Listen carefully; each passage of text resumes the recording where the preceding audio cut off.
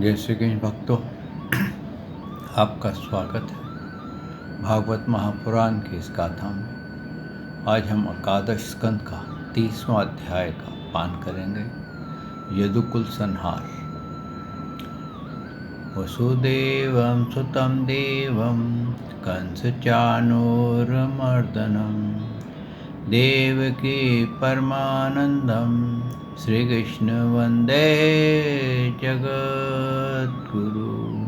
श्री कृष्ण शरणं गोपाल शरणं श्री कृष्ण शरणं गोपाल शरणं मेरे बांके बिहारी नंदलाल शरणं मेरे बांके बिहारी नंदलाल शरणं श्री कृष्ण शरणं गोपाल शरणं श्री कृष्ण शरणं गोपाल शरणं मेरे बांके बिहारी नंदलाल शरणं मेरे बांके बिहारी नंदलाल शरणं श्री कृष्ण शरणं गोपाल शरणं श्री कृष्ण शरणं गोपाल शरणं मेरे बांके बिहारी नंदलाल शरणं मेरे बांके बिहारी नंदलाल शरणं श्री कृष्ण शरणं गोपाल शरणं श्री कृष्ण शरणं गोपाल शरणं मेरे बांके बिहारी नंदलाल शरणं मेरे बांके बिहारी नंदलाल शरणं। बोल भगवान श्री कृष्ण की जय। श्री नंद के लाला की जय। श्री देवकी नंदन श्री कृष्ण की जय। श्री द्वारकाधीश भगवान श्री कृष्ण की जय। बोल देवादिदेव पूर्ण ब्रह्म भगवान श्री कृष्ण की सदा ही जय। जय श्री कृष्ण भक्तों, आपका स्वागत है इस भागवत महापुराण की गाथा में। भक्तों, हमने श्रवण किया था कि उद्धव जी को भगवान ने बद्री का आश्रम के लिए जाने की आज्ञा दी थी और भागवत धर्म का उनको आखिरी उपदेश दिया था कि भागवत धर्म जो है उसका पालन करना भक्तों बहुत आवश्यक है। अगर हम इसका पालन करते हैं तो क्या है कि हम सरलता से प्रभु के प्रेम को पा जाते हैं, मोक्ष की तरफ बढ़ जाते हैं। आप इस बात की चिंता कभी मत करिए कि यही जन्म में मुझे मोक्ष मिलेगा या नहीं। आपने एक बार भगवान श्री कृष्ण की भक्त के रूप में उनके भक्ति में लीन हो गए तो यकीन मानिए 99% तो आपको यही योनि में भगवान पार करा देंगे। लेकिन अगर किसी कारण से आप रह भी गए तो भगवान आपको ऐसा जन्म देंगे, ऐसा उच्च कोटि का जन्म देंगे और पिछले जन्म के जो आपकी भक्ति है उसका योग देंगे, जिससे कि आप जीवन मृत्यु से पार हो सकें। क्यों भगवान का कभी भी कोई भी भक्त किसी भी समय तक आज तक ऐसा नहीं हुआ कि वो निराश हुआ हो या भगवान ने उसे अपनाया ना हो। ये मेरे प्रभु की बहुत बड़ी कृपा है भक्तों। चाहे वो कितना ही महापापी क्यों ना हो, लेकिन वो अगर भगवान की शरण में आया है तो भगवान ने उसको अपना लिया है और उसको सत्य मार्ग पे लगा दिया है और अपना धाम में अपने स्थान पे उसका वास करा दिया है। भक्तों, ये भगवान श्री कृष्ण बहुत उद्धार हैं और ये बिल्कुल वैसे ही करते हैं जैसे कि माता पिता भले उनका बेटा कितना ही नालायक क्यों ना हो, लेकिन उसका हमेशा भला ही सोचते हैं।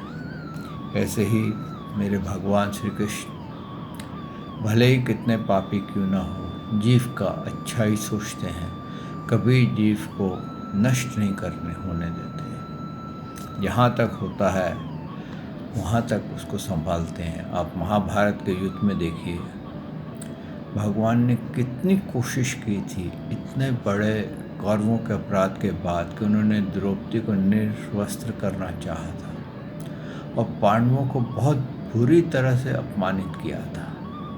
उस अपमान के बावजूद भी भगवान ने ऐसी कृपा की थी कि उनको अपमान सहने की शक्ति दे दी और दुर्योधन के पास शांति प्रस्ताव लेकर चले गए थे और यहाँ तक कह दिया था, अच्छा तुम देश नहीं दे सकते तो 5 गांव ही दे दो, ताकि एक एक भाई एक एक गांव में रहेगा और अपना वो भी शांति से रहेगा, तू भी शांति से रहेगा।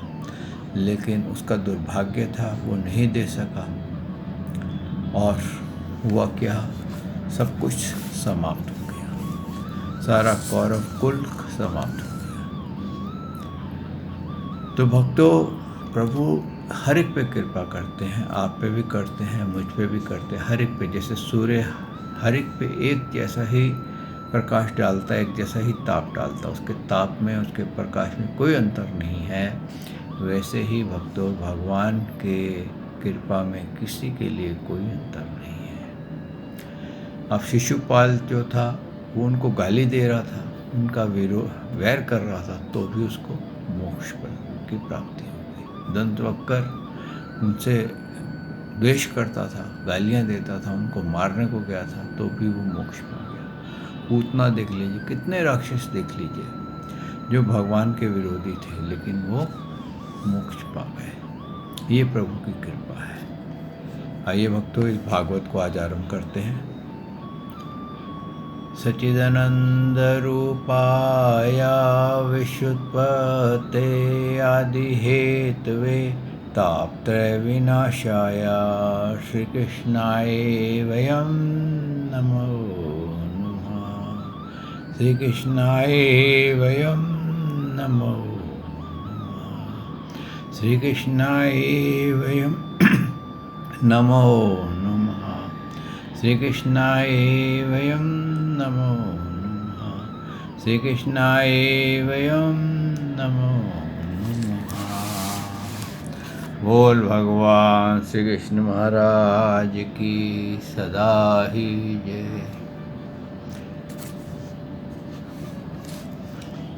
आज हम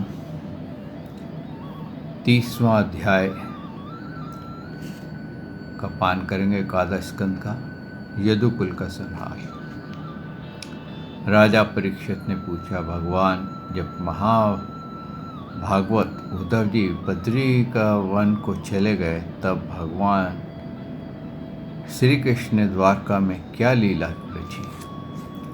प्रभु यदुश्रोमणि भगवान श्री कृष्ण अपने कुल को ब्राह्मण शापग्रस्त होने पर सबके नेत्र आदि इंद्रियों के परम प्रिय अपने दिव्य श्री विग्रह की लीला का स्वर्ण कैसे किया? भगवान जब स्त्रियों के नेत्र उनके श्री विग्रह में लग जाते थे, तब वह उन्हें वहाँ से हटाने में असमर्थ हो जाती थी। जब संत पुरुष उनकी रूप माधुरी का वर्णन सुनाते थे, तब वह श्री विग्रह कानों के रास्ते प्रवेश करके उनके चित्त में गड़ सा जाता था। वहाँ से हटना मुश्किल होता था। उसकी शोभा कवियों ने काव्य रचनों में अनुराग रंग भर देती है और उनका सम्मान बढ़ा देती है। इसके संबंध में तो कहना ही क्या, महाभारत युद्ध के समय जब वे हमारे दादा अर्जुन के रथ पर बैठे हुए थे, उस समय जिन योद्धाओं ने उससे देखते देखते शरीर त्याग किया, उन्हें स्वरूपे मुक्ति मिल गई। उन्होंने अपना ऐसा अद्भुत श्री विग्रह किस प्रकार अंतर्ध्यान किया। यहाँ देखिए भगवान का इनका प्रश्न कितना अच्छा है। इन्होंने ये कहा है कि भगवान ने की मृत्यु नहीं हुई, यहाँ पर ये साबित होता है भक्तों, जो लोग ये कहते हैं ना भगवान ने शरीर छोड़ा, तो ये पहले प्रश्न में ही उसका उत्तर मिल जाता है। उन्होंने क्या कहा है कि उन्हें किस प्रकार से भगवान अंतर ध्यान हुए। और जो ये लोग कहते हैं कि भाई वो उन्होंने शरीर छोड़ा और अर्जुन जी ने उनकी अंत्येष्टि क्रिया की, उनका अंतिम संस्कार किया, वो सब गलत है। भगवान हमेशा प्रकट होते हैं, प्रोजेक्शन है, और वो प्रोजेक्शन वैसे ही समाप्त हो जाती है। जैसे कि फिल्म में आप देखते हैं प्रोजेक्शन आती है लाइट की, और पर्दे पे ऐसे लगता है सब बातें कर रहे हैं, चल रहे हैं, फिर रहे हैं, लेकिन वहाँ आप किसी को छू नहीं सकते। लेकिन भगवान की प्रोजेक्शन ऐसी थी कि आप उनको छू भी सकते थे, आप उनको भोजन भी करा सकते थे, उनसे बातचीत भी कर सकते थे। क्यों? कि उनकी देवीय प्रोजेक्शन थी, और उन्होंने अपनी ही प्रोजेक्शन को, जैसे प्रोजेक्टर में से लाइट निकल रही होती है और बंद हो जाए तो पर्दा क्लीन हो जाता है, ऐसे ही उन्होंने अपने आप को, जो प्रोजेक्शन थी, अपने वहाँ से संसार से हटा ली थी। आगे सुखदेव जी कहते हैं, परीक्षित, जब भगवान श्री कृष्ण ने देखा कि आकाश, पृथ्वी और अंतरिक्ष में बड़े बड़े उत्पात अपशकुन हो रहे हैं, तब उन्होंने सुधर्मा सभा में उपस्थित सभी युद्धवंशियों से यह बात कही, श्रेष्ठ युद्धवंशियों, यह देखो, द्वारका में बड़े बड़े भयंकर उत्पात होने लगे हैं। ये साक्षात यमराज की ध्वजा के समान हमारे महान अनिष्ट के सूचक है। अब हमें यहाँ घड़ी दो घड़ी भी नहीं ठहरना चाहिए। स्त्रियाँ, बच्चे और बूढ़े शखो द्वार क्षेत्र में चले जाएं और हम लोग प्रभास क्षेत्र चले। आप सब जानते हैं कि वहाँ सरस्वती पश्चिम की ओर बहकर समुद्र में जा मिलती है। वहाँ हम स्नान करके पवित्र होंगे, उपवास करेंगे, एकाग्र चित्त से स्नान, वहाँ चंदन आदि सामग्रियों से देवताओं की पूजा करेंगे, और वहाँ स्वास्तिक वचनों के बाद हम लोग गौ, भूमि, सोना, वस्त्र, घोड़े, रथ और घर आदि द्वारा महात्मा ब्राह्मण को सत्कार करेंगे। यहाँ भक्तों क्या है कि भगवान ने आज्ञा दी कि सब जितने भी वीर हैं वो तो प्रभास क्षेत्र चले, और जो बूढ़े हैं वो शंखोद्वार क्षेत्र चले जाएं।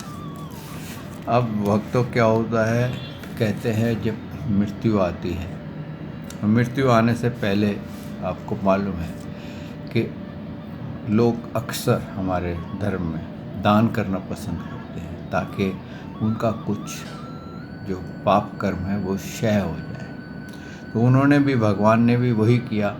अपने सारे जो परिवार था उससे जा कर के भूमि और धन, सोना, वस्त्र, हाथी, घोड़े, जो जिसके समर्थ था, जिसके पास जो था वो दान कराया, ताकि उनका परलोक जो है वो थोड़ा सुधर जाए।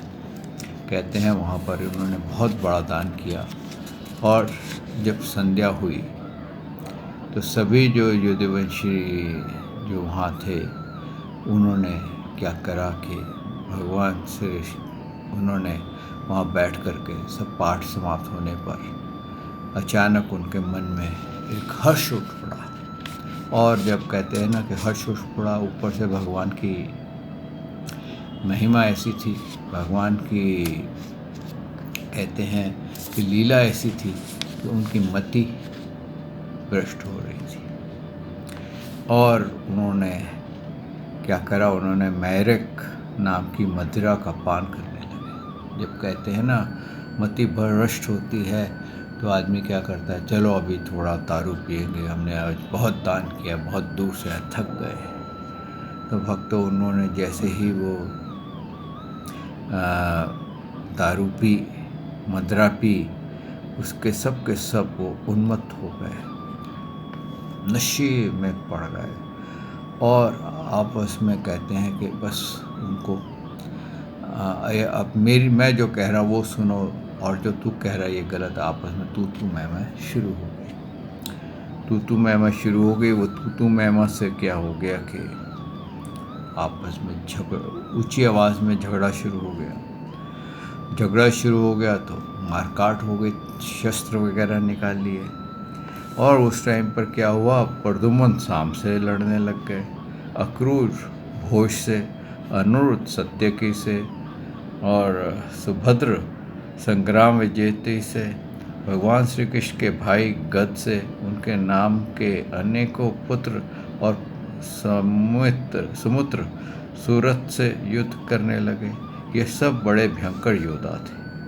अब इनका अंतिम समय आया और भगवान की माया जो थी वो पूरी तरह से फैल चुकी थी, क्योंकि भगवान ने अपने कुल का संहार करना था। तो संहार करना था, तो उस समय क्या हुआ कि जब युद्ध होने लगा तो कोई आपस में, एक बड़े बलवान थे, एक दूसरे को प्रोटेक्शंस भी जानते, सब कुछ जानते थे। तो उन्होंने क्या करा कि जब शस्त्र समाप्त हो गए तो वो समुद्र के किनारे पे जो घास उगी हुई थी, ये वही घास थी जो वो मूसल घस कर डाली थी। और वहाँ जो घास थी, जो ऋषियों के श्राप के कारण उत्पन्न हुई थी, वो लोहे में मूसल के चूरे से पैदा हुई थी। तो उन्होंने जाकर के वो घास उखाड़नी शुरू करी, और वो घास जब उखाड़ी तो वो जैसे ही उस घास से मारते थे तो वो ऐसा होता था जैसे बॉम्ब फूटता है, यानी कि वो घास वज्र में चेंज हो गई थी। और वो जैसे ही वो घास लगती थी वहाँ पर उसी वक्त नमो नमाया होने लग गई। कुछ जो युद्धवंशी होते हैं उन्होंने भगवान श्री कृष्ण और बलराम से झगड़ा शुरू कर दिया, और भगवान श्री कृष्ण और बलराम जी भी जानते थे कि ये घास से ही मरेंगे, और अगर हम इनको कितना ही समझा रहे हैं, कुछ कर रहे हैं, लेकिन वो तो कहते हैं ना, पागल हो गए थे। वो समझने को ही तैयार नहीं थे, भूल गए थे ये भगवान हैं, ये बलराम जी हमारे बड़े हैं, और ये सर्वशक्त शेष हैं, और वो सब भूल चुके थे। नशे ने उनकी मति जो थी वो पूरी तरह से हर ली थी। कहते हैं इस तरह से बलराम जी ने और वहाँ पर भगवान श्री कृष्ण ने मुट्ठी की मुट्ठी एरका घास उखाड़ उखाड़ कर उन्हें मारने लगे। एरका के घास की मुट्ठी ही मुद्गरों के समान चोट करती थी। जैसे बांस की रगड़ से उत्पन्न होकर के दवानल बांस को ही भस्म कर देता है, वैसे ही ब्राह्मण शाप से ग्रस्त और भगवान श्री कृष्ण की माया से मोहित यदुवंशियों के सर्पदा मूलक क्रोध ने उनका ध्वंस कर दिया। जब भगवान श्री कृष्ण ने देखा कि समस्त यदुवंशियों का संहार हो चुका है, तब उन्होंने यह सोचकर संतोष की सांस ली कि पृथ्वी का भार कुछा भार भी उतर गया है। बचा कुछ, क्षमा करें, सांस ली कि पृथ्वी का बचा खुचा भार भी उतर गया है। परीक्षित बलराम जी ने समुद्र तट पर बैठकर एकाग्रचित्त से ध्यान योग होकर के अपना मनुष्य शरीर त्याग दिया। अब यहाँ पर क्या है भक्तों, बलराम जी का शरीर जो था वो मनुष्य का था, उन्होंने वो शरीर त्यागा, लेकिन भगवान जो थे वो अंतर ध्यान हुए थे। कहते हैं उसके बाद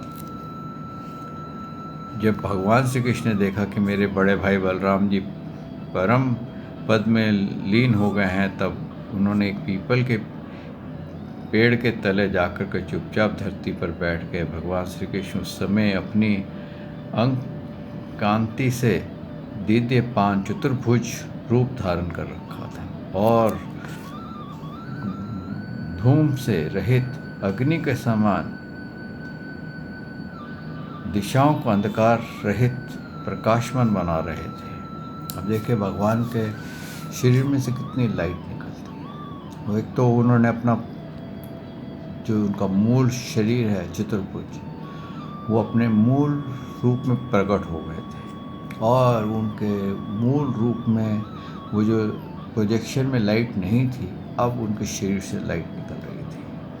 कहते हैं उस समय एक जरा नाम का व्याध था, उसने क्या देखा, उसने भगवान के चरण को देखा, और उसको क्या लगा कि कोई हिरण है, और उस जरा नाम के बहेलिए ने उस मूलक से बचे हुए टुकड़े को जो उसने अपने बाण के आगे घांसी बना ली थी, उसे दूर से भगवान का लाल लाल तलवार हिरन के मुख के समान जान पड़ा।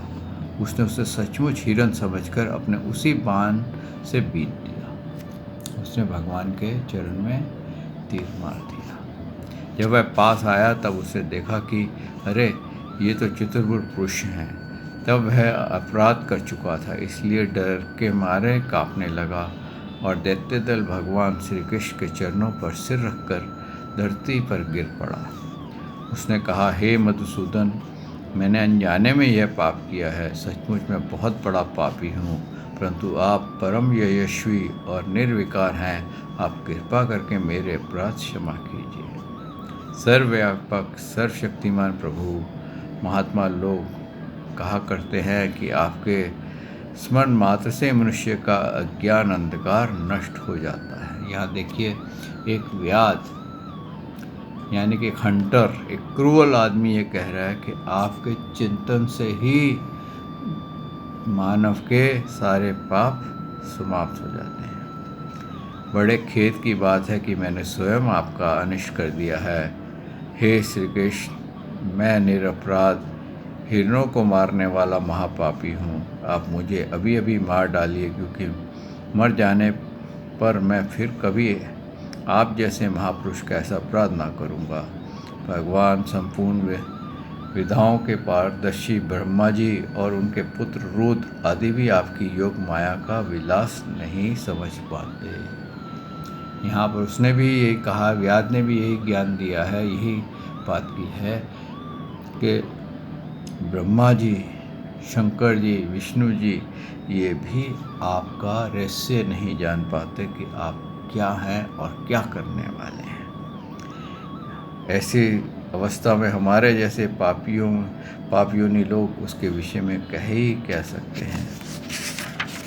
भगवान श्री कृष्ण ने कहा, हे जरा तू डर मत, उठ उठ, यह तो तूने मेरा मन का काम किया है।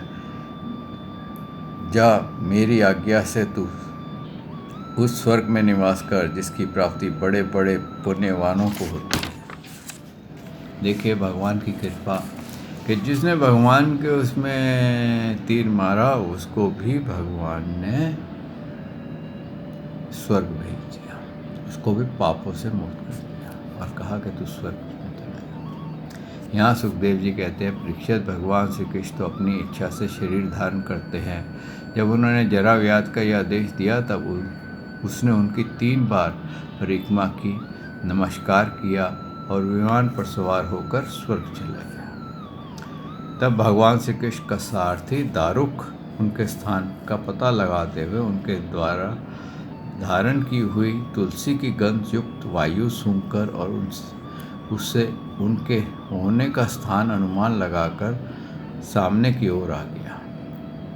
देखिए क्या था, भगवान की एक तो लाइट थी और एक उनके शरीर में से सुगंधी निकलती थी। यहाँ पर भगवान का ये भी विवरण है। इसीलिए कहते हैं ना, भगवान के श्री विग्रह को ये इत्र लगाया जाता है। गुलाब का इत्र लगाते हैं, चमेली का इत्र लगाते हैं, अनेकों इत्र लगाते हैं अलग अलग, ताकि उनके जो शरीर में सुगंधी है उसका अनुभव कर सकें। दारुक जो था वो वहाँ जा कर के देखा कि भगवान श्री कृष्ण पीपल के वृक्ष के नीचे आसन लगाए बैठे हैं, असहाय तेज वाले अयुत मूर्तिमान होकर के उनकी सेवा में संलग्न है। उन्होंने देखकर दारुक के हृदय में प्रेम की बाढ़ आ गई, नेत्रों से आंसुओं की धारा बहने लगी। वह रस से कूदकर भगवान के चरणों पर गिर गया। उसने भगवान से प्रार्थना की, प्रभु, रात्रि के समय चंद्रमा के अस्त हो जाने पर राह चलने वाले की जैसी दशा हो जाती है, आपके चरण कमलों का दर्शन ना पाकर मेरी भी वैसी ही दशा हो गई है। मेरी दृष्टि नष्ट हो गई है, मैं चारों ओर अंधेरा छा गया है। अब ना तो मुझे दिशाएं जान पड़ती हैं और ना ही मेरे हृदय में शांति है। परीक्षित, अभी दारुक इस प्रकार कह ही रहा था कि उसके सामने ही भगवान का गरुड़ ध्वज रथ पताका और घोड़ों के साथ आकाश में उड़ गया। देखिए भगवान अब यहाँ पर ये साबित होता है कि वो अभी कह ही रहा था तो भगवान अपने जो उनका ओरिजिनल गरुड़ रथ है उसमें विराजमान हो गए और वो उड़ गया। उसके पीछे पीछे भगवान के दिव्य युद्ध भी चले गए। ये सब देखकर दारुक आश्चर्य की सीमा न रही। तब भगवान ने उससे कहा, रथ से बोले ऊपर से, दारुक अब तुम द्वारका चले जाओ और वहाँ यदुवंशियों को पारस्परिक संहार, भैया बलराम जी की परम गति और मेरे स्वाधाम गमन की बात कहो। उनसे कहना कि अब तुम लोग अपने परिवार वालों के साथ द्वारका में नहीं रहना। मेरे ना रहने पर समुद्र उस नगरी को डुबो देगा। सब लोग अपनी अपनी धन संपत्ति, कुटुंब और मेरे पिता माता पिता लेकर के अर्जुन के संरक्षण में इंद्रप्रस्थ चले जाएं। दारुक तुम मेरे द्वारा उपदिष्ट भागवत धर्म का आश्रय लो और ज्ञान निष्ठ होकर के उनकी उपेक्षा कर दो तथा इस दृश्य को मेरी माया ही की रचना समझ करके शांत हो जाओ। यहाँ पर देखिए क्या कहा है कि दारुक जो था उसको भी आज्ञा दी कि तू भी अपने मन की इस माया को मेरे भागवत धर्म से मिटा दे, यानी कि मेरा चिंतन कर, भक्ति योग कर, कर्म योग कर और तू भी मेरे को आ जाएगा। भगवान का यह आदेश पाकर दारुक उनकी परिक्रमा की और उनके चरणों कमल अपने सिर पर रखकर बारंबार प्रणाम किया। तदंतर वह उदास मन से द्वारका चले गए।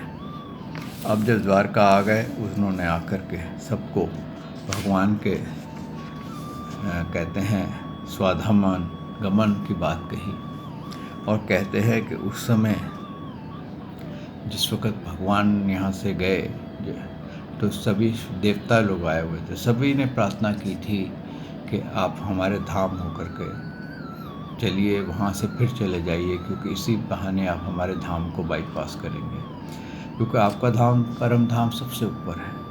कहते इस प्रकार से उन्होंने जब सबको प्रार्थना की तो भगवान ने सबको कहा कि मैं तुम्हारे धाम में होकर के जाऊँगा।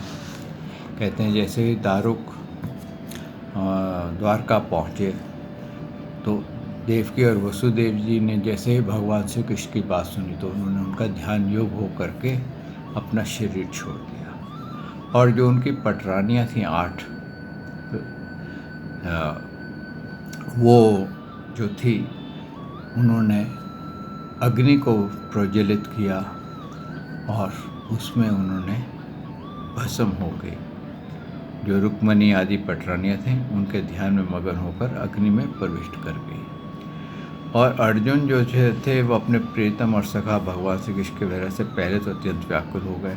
फिर उन्होंने उनकी गीता उपदेश सदु उपदेश का स्मरण करके अपने मन को संभाला। यदुवंशियों की मृत व्यक्तियों में जिनकी कोई पिंड देने वाला ना था उनका श्राद्ध अर्जुन ने कर्माश विधि पूर्वक करवाया। फिर सारे जो है वो अर्जुन ने उनके सारे खानदान के जो चले गए थे, जो कोई उनका नहीं था, और वो लेकर के व्रजनाभ और उनकी जो 16,100 रानियाँ थीं उनको लेकर के वो मथुरा आए और व्रजनाभ को मथुरा का राज्याभिषेक करके उसको वहाँ का राजा बना दिया और स्वयं अपना इंद्रप्रस्थ चले गए, इंद्रप्रस्थ में आ गए। और वहाँ पर उन्होंने कहते हैं आकर के युधिष्ठिर को बताया तो फिर उन्होंने भी अपने अपने प्राण त्यागे, जिसका वर्णन हम पहले कर चुके हैं। तो आइए भक्तों, आज इस वाणी को यहाँ विश्राम देते हैं और प्रभु का आज स्वाधाम गमन हुआ है और कल प्रभु ने चाहा तो आपकी सेवा में मैं फिर आऊँगा।